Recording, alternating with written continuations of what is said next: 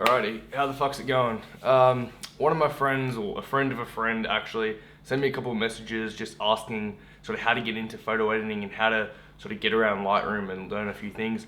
So I thought it's a lot easier for me to actually make a video on this rather than try and explain every little thing, just because of things like the shortcuts and the short keys and all that sort of stuff.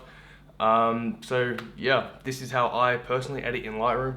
Not saying it's the best way to do it or the only way to do it. This is just how I've sort of self-taught myself over the last few years, learning here and there. And yeah, let's just jump in and see how we go. Okay, so the easiest way that I've actually found to do this is once you're in Lightroom and you have everything opened up, you want to import your original files to start with. So to do that, just go up to your library, then import. Okay, now the easiest way to do it from here is if you already have just a folder that contains all your raw files or whatever it is you're going to be editing, because that way all you have to do is just drag and drop it. Okay, that way everything that's contained inside that folder gets imported and you don't have to worry about going through and manually doing every single one of them. Once you got them, just import down the bottom here.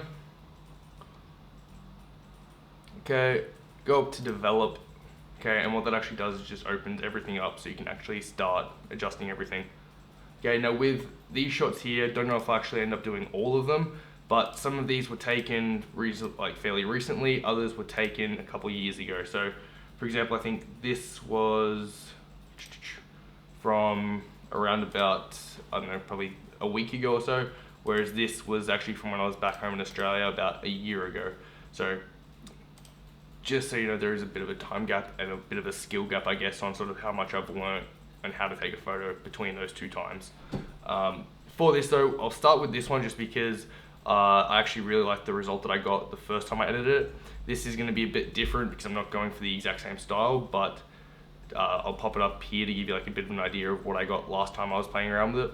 But first thing I'll normally do is on the right hand side here, I'll come down to lens corrections and I'll enable profile corrections. Now with this, all it does is pretty much analyze what lens was used with the camera, and then it defines like sort of what the errors it normally makes would be. So for the Tamron, what generally happens is it has a bit of a vignette that sort of comes around the edges just from the lens. So what this does is just sort of remove that. I sort of play around with it a bit. Sometimes I'll enable it, sometimes I won't. For this one, I actually like it that little bit darker, so I'm gonna leave it turned off. From there, the next thing I'll do is I'll come down to the transform section and I'll auto transform. All that does is it's gonna find any straight lines that are in the photo and make sure they actually are straight. So it just sort of corrects any, I guess, hand errors that you had when you were holding it. Okay, after that, I'll pop back up to the top and I'll start with my exposure, my contrast, that sort of stuff. Generally speaking, I'll leave my exposure pretty much the same 99% of the time. I pretty much always make sure that I get my exposure right in camera, so that way I don't have to worry about things going wrong when I start messing with it and having things just sort of fall apart. So normally I'll throw a little bit of contrast in there, okay, just make it a little bit more, I guess, poppy. Highlights I'll tend to pull down a little bit just because your highlight slider is the easiest way to pull back any details that you do lose in a photo. If we take, for example, let's see this one here. If we pull down the highlights, actually that's probably a bad example. Let's go here. So if you pull down the highlights, you can see it just sort of makes everything around those bright areas just sort of stand out a little bit more. And just sort of gives you a little bit more detail back up here in the sky. But back to this one.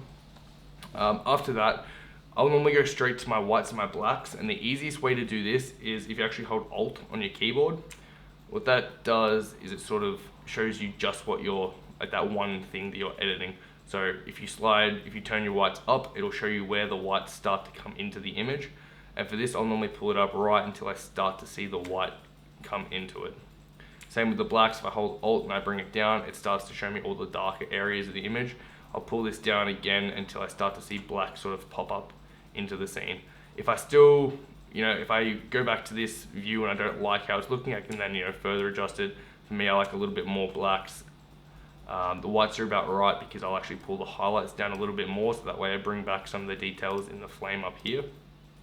After that, can always add a little bit of clarity if you want. Now this comes down mainly to the type of photo that you're doing. If you're doing some sort of portrait or anything that involves, you know, a person, I would pretty much never touch the clarity slider.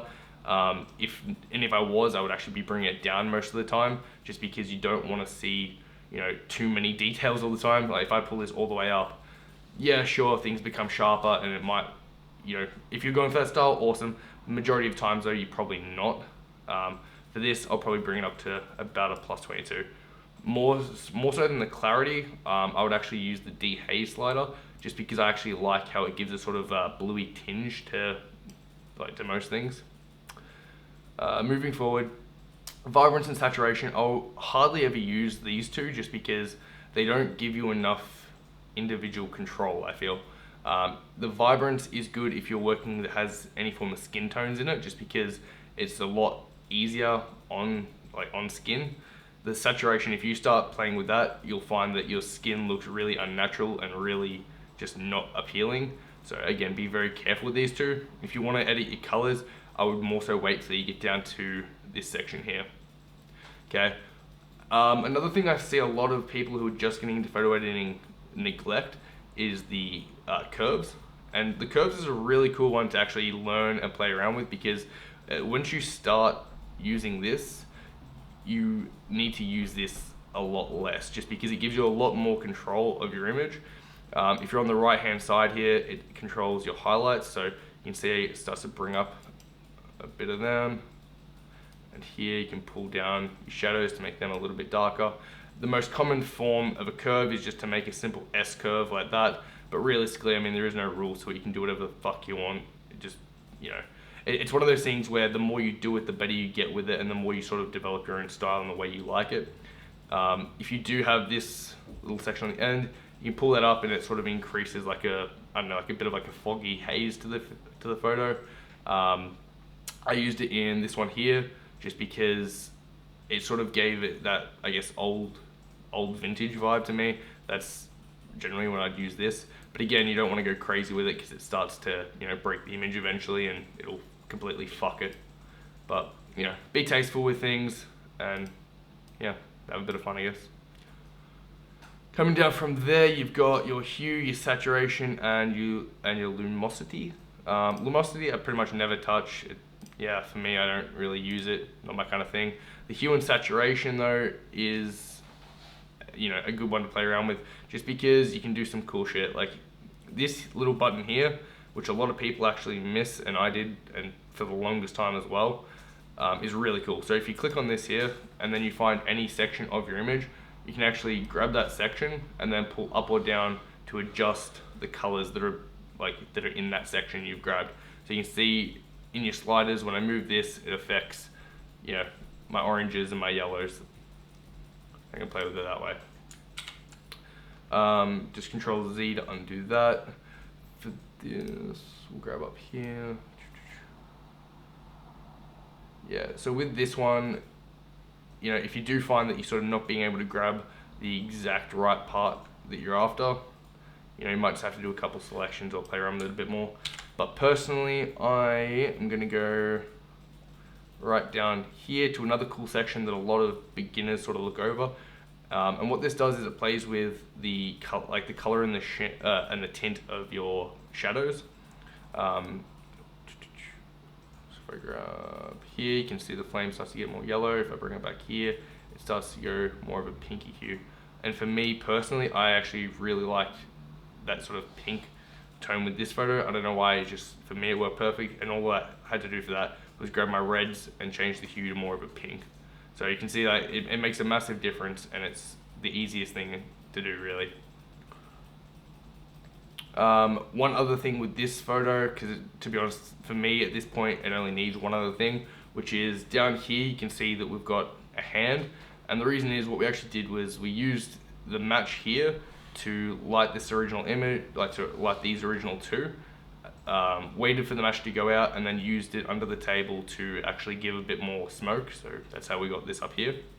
And the easiest way to get rid of that, I've found, is if you just go and grab a radial filter, drag that out so it's reasonably large, invert that so everything that you do in here is now happening on the inside of the image, and then simply bring the exposure down. And then all you're doing is pretty much saying that everything inside this area is now going to be pure black. So because of that, it's covered up where that hand was. Turn off your radial filter, and then you're pretty much done with that. You can always go back in and fine tune a little bit more, so I might want to add a little bit more clarity. And yeah, for me, I reckon that looks pretty awesome. And like I said, I didn't even touch any of the saturation with this. So another massive problem I see a lot of people making when they're first getting into photo editing and photography is they make things unrealistic by accident. You don't mean to do it, and I know because I did that a hell of a lot when I first started as well. But you don't need to go crazy with your saturation sliders and make things insane. Just another little tip: that same little button here works for your saturation, where you can just grab any color you want and then oversaturate it, desaturate it, or whatever the fuck you like. But with that, we'll head on to the next one. So this one here, again, I'll start, pretty much every single photo I do, I'll start in the exact same way. So I'll always go with my whites and my blacks first. I'll hold Alt so that way I can see things. Wait till the white starts to creep in a bit, bring the blacks down. So with this image, because it was, there's a lot of black spots to start, and majority of the image is black. As soon as you start to pull your slider, you're gonna have black in the image. So for this one, you sort of just have to play it a little bit more by sight and sort of take things easy until you find a comfy spot that you personally like. For me, I'll probably leave it around -15 like that. And again, I'll pull down my highlights a little bit just because that way it takes some of the reflection out of the nail here and makes it a little bit less distracting. Shadows, again, if you want to see the rest of the image like that, you can play around with them as well. For me, on this one, I'll actually bring it up a little bit just because what that actually does is brings in a nice little bokeh ball here that I didn't even realize. So that's kind of cool. And then I might bring the blacks down a bit more.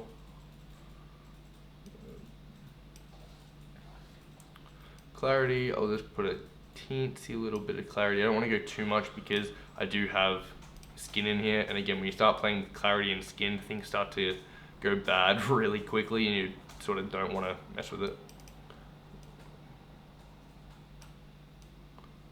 Again, if you want to play around with the dehaze, you can. Just sort of up and down, see if it works. Sometimes it doesn't work for an image, it's just a little bit too aggressive, which I think it is in this case just because of what it's doing to the hand. So I'll take that back to nothing. Go down to my S curve, and again, my tone curve, and again, give it a little bit of an S shape to it. The hue and saturation for this, I actually think it's not too bad. The hue, I am going to try and fix the hand a little bit just because I'm not a fan of those colors.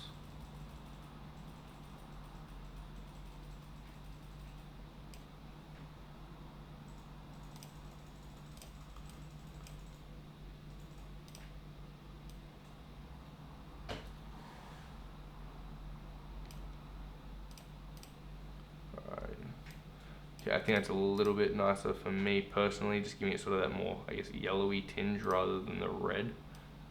But that comes down to personal preference, really. Coming down from there, one thing I actually will just sort of mention out real quick, just because I haven't used it for these two images, and I probably won't for the ones that I've got here. There's sharpening, so in the details tab, you've got sharpening and noise reduction. These two here, if you are doing anything that involves a portrait, I would probably recommend them over using the clarity, just because they're a little bit less aggressive and they, a little bit more forgiving on people.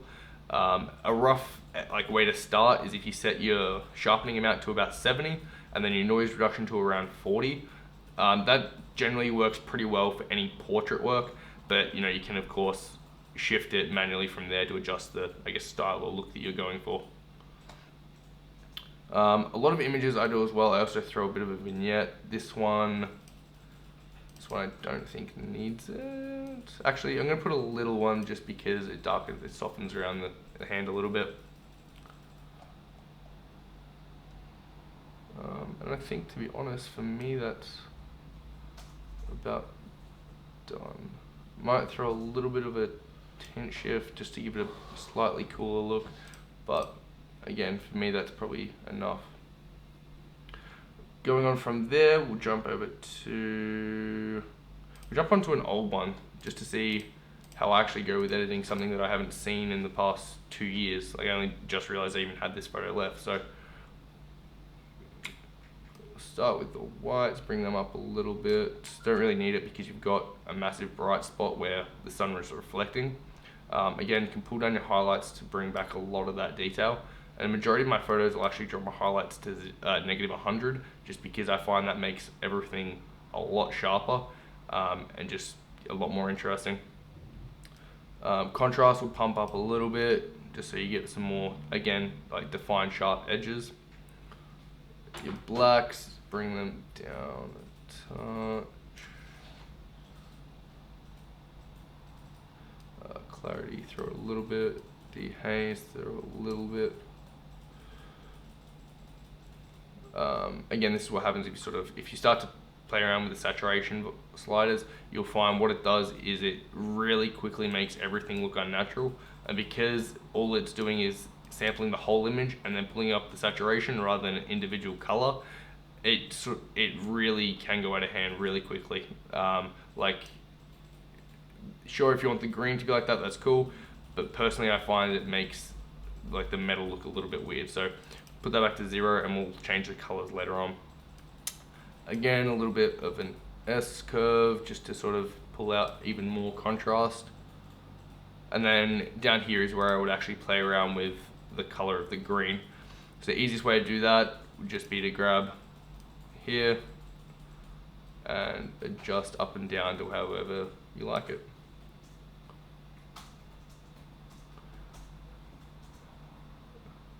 Coming down, I can again check if I want to use the lens profile correction.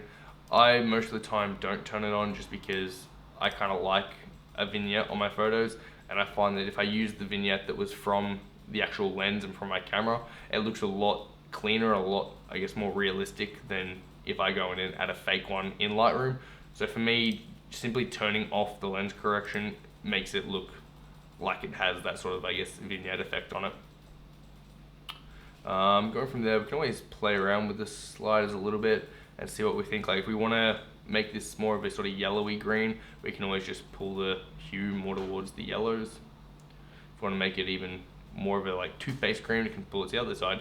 This is where it comes into just whatever sort of style you're going for and what you think is cool. For me, I like it slightly greener, so I'd probably go about there. Actually, to be honest, I think this works reasonably well how it was, so we'll just leave it at normal.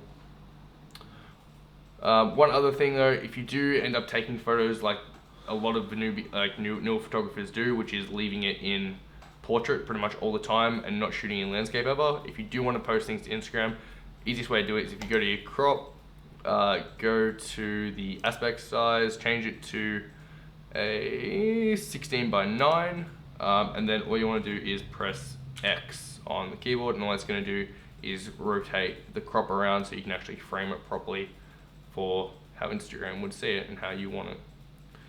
So for me, I'll probably put it about there, click the crop button again, and then you've got your crop done. From there, we'll try this one, see how we go. This one was a bit of fun. Okay, because this one I can actually play around with the tint size a little bit more. So again, whites, will pull them up just a touch. Don't want to go too crazy with it because of how bright those windows are. But again, if we pull down the highlights, you can see how much of a difference that actually makes. If you kill your highlights, you take out all that reflection pretty much from this, like from the sun, and remove all the white from it, and you just get that sort of nice sunset golden color, which personally I think looks friggin' awesome. Pull down the blacks a little bit again, just because I like how it gives it that kind of moody vibe. With this one, might even be able to play around with a bit of the tint and the temperature. Okay, so if we pull the temp down, it's going to make the whole image bluer. If we pull it up, it's going to make it warmer. The tint, if we pull it down, it's gonna give it sort of like a green tinge. And again, I actually kind of like it with this photo because I feel like it plays into that sort of, I guess, moody, underground, dirty kind of vibe. And for me, I think that works with this image. I'm gonna go in and just quickly click the auto on the transform because I noticed that not all of the lines were perfectly straight. So doing that just makes the whole thing more appealing.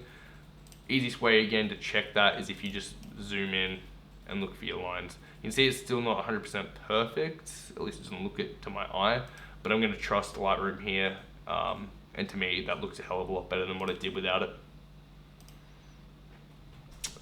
Okay, so again, you can start playing with all your shadows and fucking around with them. For this one, here we can give it a bit of a, I guess, orangey tinge. If you want to go with the, what is it, the teal and orange look that everyone goes with, all you have to do for that sort of stuff is just move your blues into more of a teal, and then your reds up into more of an orange. This image doesn't have a whole lot of blue, so it doesn't work the greatest. But you can still get a similar kind of effect to that by fucking around with it a bit.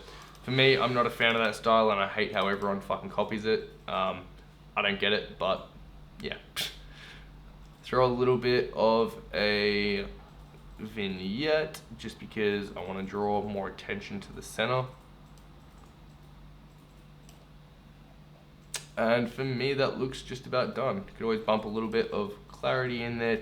Again, clarity is a great way to show, I guess, more emotion in a photo and just to sort of make things a little more punchy and a little bit more dramatic. Again, dehaze is a great one for that. And then, yeah, for me, I reckon that's awesome. If you do want to ever check your before and after, all you have to do is press Y on a keyboard, and that way you can get a side-by-side image of how it looked when you started and how it looked when you finished. So you can see just how much of a difference you can make realistically with only a few adjustments in a few minutes. If you do ever find that you like an edit that you've done on a photo, and let's say you have, let's say you took 6 different photos that were very similar to this one, and you wanted to then put this, coloring on all of them. All you have to do for that is if you come down here to the left-hand side and press copy.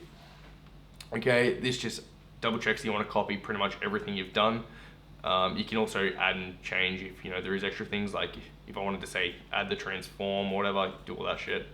Click copy, and then go to whatever the fuck photo you want and press paste. Okay, so you can see for this one, it doesn't really work the best, but hey, maybe that's the kind of thing you like. Maybe you like how it's, messed it around a bit. It's got a bit of charm to it, I guess, but yeah. Get rid of that. You can either press Ctrl Z or just press reset. Let's see, which one do we want to try? Since we're here, we might as well do this one. Okay, so again, whites, just bring them up a bit.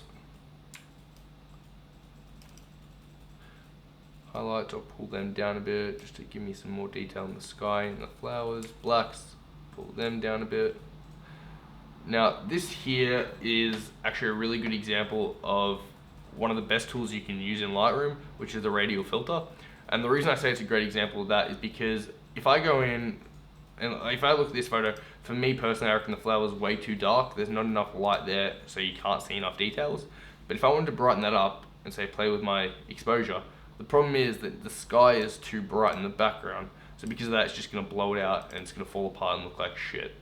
Okay, if I grab a radial filter though, all I have to do is pull it out, move it down over the flower, invert it so that it's affecting the inside, and then I can pull my exposure up just in there. You can edit it and spin it around. Oh, get rid of that. Oh, what's going on? You can spin that around and make sure that it fits just where I want it to. Okay, you can adjust your feathering if you want it to be a hard line or if you want it to be super soft. Normally I'll leave it sort of around the default. Play with that a little bit more. Okay, inside here as well, you can make even more micro adjustments. So if you do find that you're blowing it out a little bit too much, say in this section here, you can again come in and pull the highlights down of that. You can give it a little bit more contrast if you want. You can go in and give it more clarity. This is also a great way as well if you do happen to have an image that has, say, people in it and you don't want to make them super duper sharp and look not natural, you can go in there and just put a radial filter on that little bit that you do want to make super sharp, and then fuck with your clarity and your dehaze and all that sort of stuff. So dehaze in this one, you can see it actually pretty much destroys it straight away, just because again it makes it way too dark. So leave that at 0. Come in and add a little bit of saturation to it.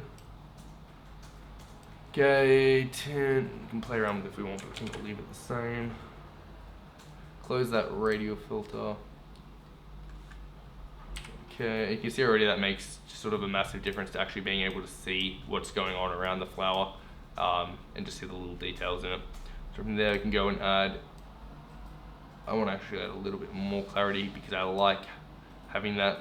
I personally like clarity on skin. A lot of people hate it. I like it for some reason. I like how it gives it sort of a rugged, dirty vibe.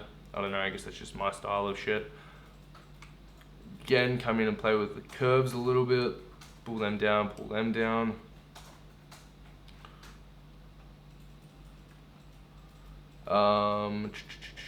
A good tip sometimes as well is to actually pull down your saturation, especially in certain areas. So for example, I like how this is looking, but I'm not a massive fan of how the hand's looking. So I'm going to grab another radial filter, pull that out, move it down to just the hand, invert it, and then I'm going to desaturate the hand a little bit, just because I feel like there's too many reds coming through. Plus this just helps to add even more attention to the bright spot in the image, which is the flower, and that is what we want to sort of focus on more.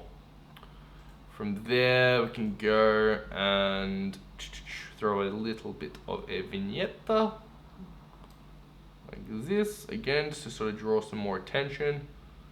And for me, I like that, to be honest. Again, this comes down to personal preference. I know some people might think that's a little bit too dark or whatever, but I don't know, for me, I like that. You can always go, and this is actually a really cool tip. If you notice that your white balance in your camera is a little bit off, or things just sort of don't look how you thought they should have, or your scene was just a little bit, I guess, off with the color, play with your tint slider, because it's the fastest way to make anything look either happy or sad.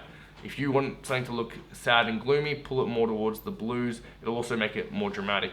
If you want things to look a lot happier and warmer, just pull it up to the yellows. And you can see, just from doing that to that, these two, like the same image, pretty much tells two different stories, to me at least.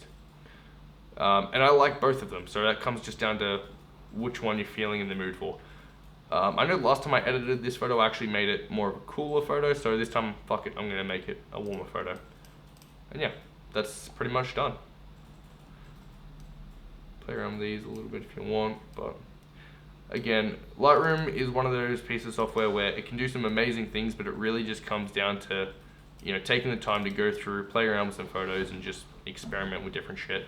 The biggest things I'd say you want to learn are how to use a tone curve, how to use your your calibrations of your different colors, how to use radial filters, and then also how to use a gradual filter as well. I don't use them that often, but they are a nice way to sort of draw attention to a certain point.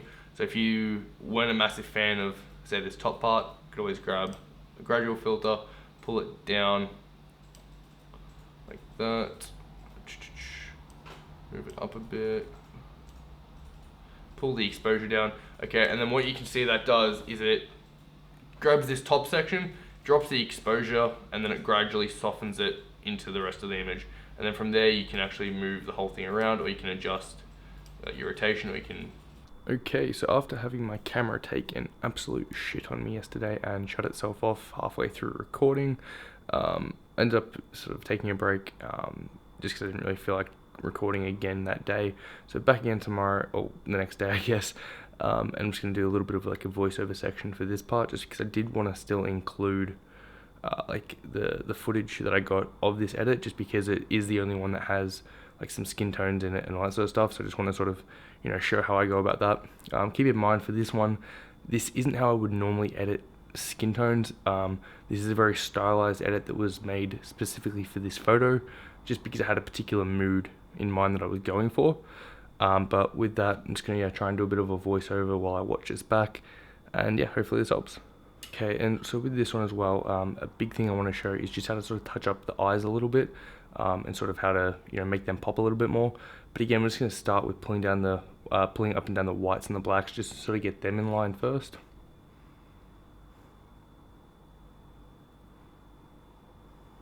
Okay, pull down the highlights again as usual, just because, like I said, I'm not a massive fan of highlights, and I find that's the easiest way to bring back detail, rather than messing with the clarity sensor. As you can see here, when you start to fuck with it too much, it really does like break your image apart and destroy it.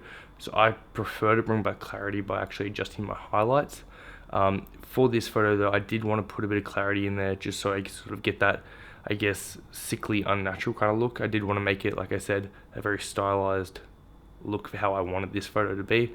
But normally I would sort of leave clarity at 0, and I would just use my highlight to control how detailed that was. Again, with dehazing, like you can see here, if you start messing with it too much, it really causes your image to sort of break down straight away, and it completely destroys it. It's not a good look, and it's something that I'd probably never use on skin tones. Same with saturation and vibrance. The saturation pretty much will always break your skin tone straight away. Vibrance is a little more forgiving, but that comes down to the situation of the photo. As you can see for this one, if I start to play with it, it completely kills it as well. So moving down from there, pretty much I'm always using S-curve just to give it a little bit of adjustment, and sort of give it a, I guess, darker, moodier tone for this one. And again, I'll point out with this that this photo is very particular, like I said, how I wanted it to look for this.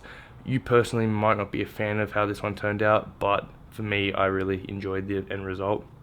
Again, just using that hue slider to go in and sort of adjust the skin tones and make sure everything sort of looks how I want.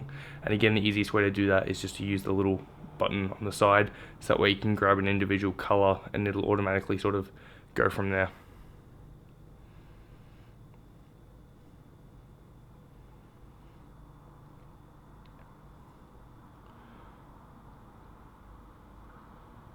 So yeah, for this one, it actually, I'm pretty sure it needed a couple different adjustments. So I needed to pull up, I needed to like sort of resample a few times, just so I could match out the colors in the face a little bit better, so that nothing was sort of, you know, overly standing out or overly like a different color.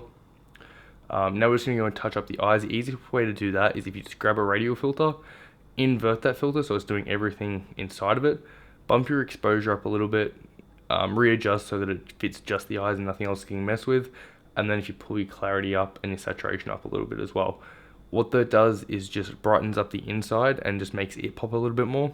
Okay, then all you have to do is duplicate it, pull it over to your other eye, and then you've got an exact copy, and you don't have to worry about, you know, them looking different from each other. Okay, you can see how much of a difference just doing that little step makes, and how much more of an impact it sort of gives on the eyes, you know, overall. Just sort of helps to draw the attention to it, really.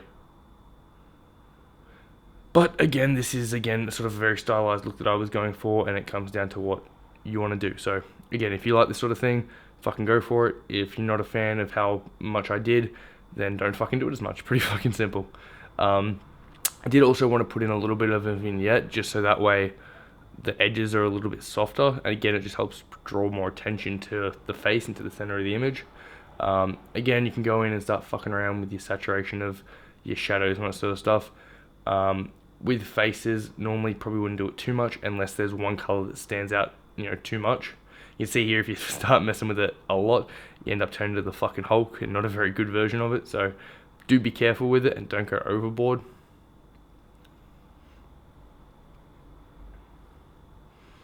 Okay, you can see just there a little bit of an adjustment, just sort of took a little bit of the reds out and sort of softened and flattened out the whole image. I did notice though that the eyes were a little bit too much, so I sort of went in and actually brought down that clarity just to soften them up a little bit and not make it sort of, you know, completely unrealistic. Like I wanted to have that sort of like, I guess, sickly vibe, but I didn't want it to be completely in your face unbelievable. Pretty sure this is the majority of what I did for this, and I'm pretty sure that was like where I finished it. And again, like I said, this is a very specific thing to this photo. I would pretty much never use this edit, unless I was going for a very dark, dingy, dirty, sickly kind of feeling, which is what I was in this case, of course. It was taken at a time where I just had some things on my mind and I wanted to express how I was feeling. And I feel this photo actually did a fantastic job for that. But, you know, I would not do this very often. Just wanted to show a little bit on how I touch up eyes. But yeah, pretty much that concludes, you know, these photos for this video, guys.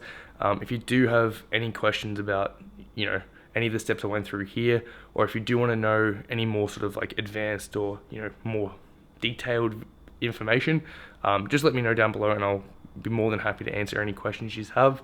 Or if there is specific things you want to learn, just let me know and I'll be happy to make another video going through it all.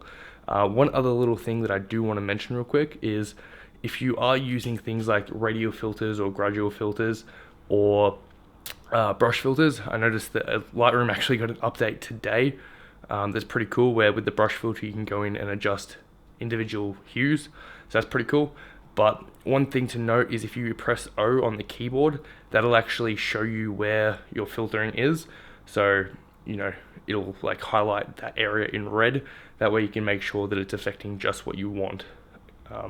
That's just a little bit of a, I guess, side note and hint. But yeah, thanks for watching. If you've got any questions, like I said, let me know. Follow me on Instagram, hit subscribe, whatever, do whatever the fuck you want. I don't really give a shit. But yeah, catch you on the next one. Thanks for watching. Hopefully this helped.